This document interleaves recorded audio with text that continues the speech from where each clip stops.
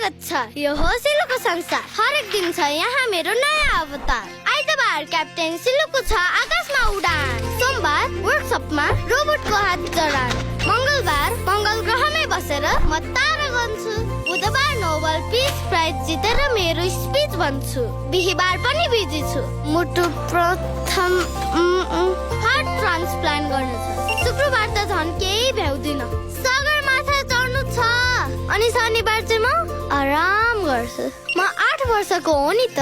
खेल्छु, खान्छु, किताब पढ्छु। सिलुको संसारको कुनै सीमाना नै छैन, किनकि मलाई थाहा छ म जे पनि बन्न सक्छु। अक्षरदेखि आकाशसम्म उड्न सक्छिन्, टाढासम्म दिन सके शिक्षाको ज्योति, सक्छिन् उनी तारा बन्न।